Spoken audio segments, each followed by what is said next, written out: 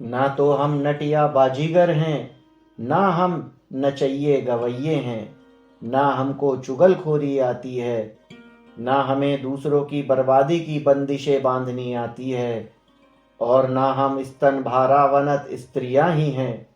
फिर हमारी पूछ राजाओं के यहाँ क्यों होने लगी? पूर्व काल में तो विद्वता क्लेश नष्ट करने के लिए होती थी, फिर कुछ कालोपरांत विषयी पुरुषों की विषय सुख सिद्धि की हेतु हो गई, और अब तो वह शास्त्र विमुख राजाओं के कारण अधोगति को प्राप्त होती गई। पहले कभी ऐसे पुरुष भी हुए जिनके शुभ्र कपाल को शिवजी ने अपने अलंकार रूप में मस्तक पर धारण किया था, परंतु अब तो अपनी प्राण रक्षा मात्र करके ही मनुष्य अत्यंत अभिमानी हो गए हैं। हे राजन, यदि तुम धनों के ईश्वर हो तो हम भी वाणी के ईश्वर हैं। तुम युद्ध करने में शूर हो तो हम वादियों का दर्प ज्वर नष्ट करने में चतुर हैं। तुम्हें धनाढ्य पुरुष सेवन करते हैं तो मति का मल दूर करने के लिए शास्त्र सुनने के इच्छुक मनुष्य हमें सेवन करते हैं। ऐसी समता होने पर भी तुम्हारी श्रद्धा हम पर नहीं है तो हमारी आस्था भी तुम में नहीं रही, इसलिए हम जाते हैं। सम्मान के नष्ट होने, धन का क्षय होने, अतिथियों के विमुख लौटने, बांधवों के नष्ट होने, परिजनों के चले जाने और शनै शनै यौवन के नष्ट होने पर बुद्धिमानों को उचित है कि वे गंगा के जल कणों से पवित्र हुई हिमालय की किसी गुफा में निवास करें। हे चित्त, तू प्रतिदिन पराये चित्त को अनेक प्रकार से प्रसन्न करने के लिए क्लेश रूपी पक में क्यों फंसता है? जब तू स्वयं में ही प्रसन्न होकर चिंतामणि के गुणों को ग्रहण करेगा, तब क्या तेरे इच्छित की पूर्ति नहीं होगी?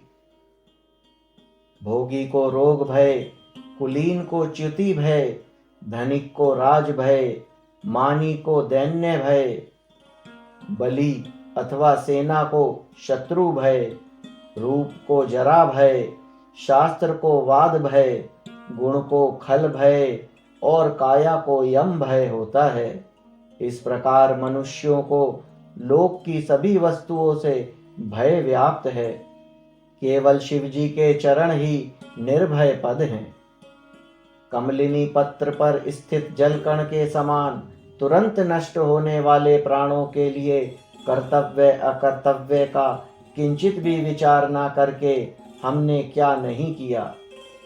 धन मद में मत धनाढ्यों के आगे अपनी प्रशंसा स्वयं करने के पाप से भी नहीं चूके।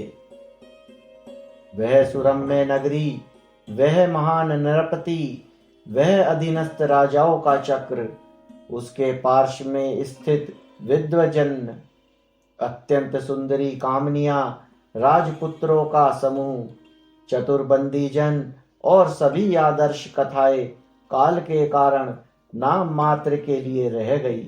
उस काल को नमस्कार है। हमको जन्म देने वाले माता पिता को गए हुए बहुत काल व्यतीत हो गया। हमारे सहपाठियों का भी नाम शेष रह गया और हम भी नदी तट पर बालू में उत्पन्न वृक्ष के समान दिनों दिन मृत्यु के निकट पहुंचते जा रहे हैं। जिस किसी घर में अनेक थे वहां एक रह गया, और इस प्रकार दिवस रात्रि रूपी दो पासों को फेंकने वाला काल पुरुष काली के साथ प्राण रूपी पासा लेकर संसार रूपी चौसर का खेल खेलता रहा। हम नहीं जानते कि हमारे क्षणभंगुर जीवन में क्या करना चाहिए। तपस्या में रत रहते हुए गंगा तट पर निवास, अथवा गुणों के कारण उदार हुई अपनी पत्नी को सविनय परिचय, या शास्त्रों का श्रवण करें अथवा काव्य रूपी सुरा रस का पान। क्या वे मेरे सुदिन होंगे जब मैं गंगा के तीर पर हिमगिरी शिला पर पद्मासन लगाकर ब्रह्म ध्यान करता हुआ योग निद्रा में मग्न हो जाऊंगा, और तब वृद्ध हिरण भी निशंक होकर अपने शरीर की खुजलाहट दूर करने के लिए उसे मेरे शरीर से रगड़ा करेंगे। ज्योत्सना भरी सुनसान रात्रि में गंगा के रेतीले तट पर सुख से बैठा हुआ मैं भव के भोगों से उद्विग्न रहता है। शिव शिव का जप करता हुआ अपने नेत्रों को अश्रुपूर्ण करने में कब सफल होऊंगा। शिव ही मेरे इष्ट देव हैं, नदियों में गंगा ही नदी है, पर्वत की गुहा ही मेरा घर, दिशाएं वस्त्र, काल ही मित्र और अदैन्य मेरा व्रत है। अधिक क्या कहूं, बट वृक्ष ही मेरे लिए दपिता स्वरूप है। आशा नाम की नदी में मनोरथ रूपी जल और तृष्णा रूपी तरंग है।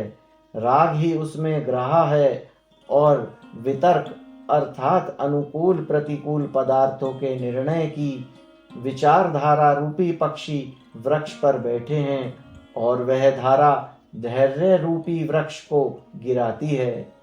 मोह रूपी गहन भंवर है और चिंता तट है। शुद्ध मन वाले योगीश्वर ही ऐसी नदी से पार होने में समर्थ हैं। हे तात, संसार की प्रवृत्ति के आरंभ काल में मैंने त्रिलोकी में खोज कर ली, परंतु ऐसा कोई भी देखने सुनने में नहीं आया जो विषय रूपी हथनी के अतिगूढ़ अभिमान से उन्मत्त हुए अंतःकरण रूपी हाथी को संयम रूपी बंधन में बांध सके। हमने कलंक रहित विद्या नहीं पढ़ी, धन भी नहीं कमाया, माता पिता की सेवा भी नहीं की और चंचल नैना युवती का आलिंगन स्वप्न में भी नहीं किया। हमने तो केवल पराये धन के लोभ में ही अपना जीवन कौवे के समान व्यतीत कर दिया। अपना सर्वस्व वितरण कर करुणापूर्ण हृदय से संसार की विषम परिणाम वाली दैवगति का स्मरण करते हुए पवित्र वन में भगवान शिव की चरण शरण लेते हुए शरद की चांदनी रात्रि को कब बिताएंगे। राजन, हम वृक्ष की छाल के वल्कल वस्त्र से ही संतुष्ट हैं और तुम श्रेष्ठ वस्त्रों में संतुष्ट रहते हो। इस प्रकार हमारे तुम्हारे संतोष में अंतर न होने से विशेष भेद भी नहीं, परंतु जिसकी तृष्णा विशाल है वही पुरुष दरिद्र होता है, क्योंकि मन असंतुष्ट हो तो कौन धनवान और कौन दरिद्र। स्वच्छंद विहार, दीनता रहित भोजन, सत्पुरुषों का संग, मन को शांति देने वाले एवं उपशम व्रत रूपी फल वाले शास्त्रों का श्रवण, सांसारिक भावों में मन की प्रवृत्ति की मंदता आदि का चिरकाल तक विचार विमर्श करने पर भी समझ में नहीं आया कि यह किस तपस्या का फल है। हाथ ही पवित्र पात्र, भ्रमण करने पर प्राप्त भिक्षा ही अक्षय अन्न, वितीर्ण दिशाएं वस्त्र, वृहद पृथ्वी शय्या, संसारों से शून्य अंतःकरण की वृत्ति और अपने आत्मा में ही संतुष्टता तथा दीनता के भावों का त्याग, ऐसे जिन पुरुषों ने अपने कर्मों को समूल नष्ट कर लिया वे धन्य हैं। अश्व की गति के समान चलायमान चित्त वाले राजाओं की आराधना कठिन है, परंतु हमारी इच्छाओं की स्थूलता के कारण उच्च पद प्राप्ति की लालसा रही आती है। वृद्धावस्था देह का और मृत्यु जीवन का हरण करती है। अतः हे सखे, जगत में विवेकी पुरुष के लिए तप के अतिरिक्त कोई अन्य श्रेयस्कर मार्ग नहीं है। संसार के भोग चंचला विद्युत के समान अस्थिर हैं। आयु भी वायु के द्वारा विघटित किए गए जल वृक्षक मेघों के समान क्षण भंगुर है।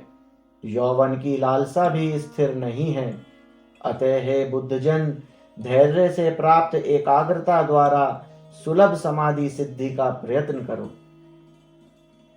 शुद्धाकुल होकर जो अपनी उदर कंदरा को भरने के लिए श्वेत वस्त्रों से ढके ठीकरे को लेकर किसी पवित्र ग्राम या वन में जाकर सतत किए जाने वाले यज्ञों के धुएं से काले पड़े हुए किवाड़ों वाले द्वार द्वार पर भिक्षा याचना करें, परंतु समान कुल वाले के द्वार पर दीन होकर भिक्षा न मांगे, वह धन्य है।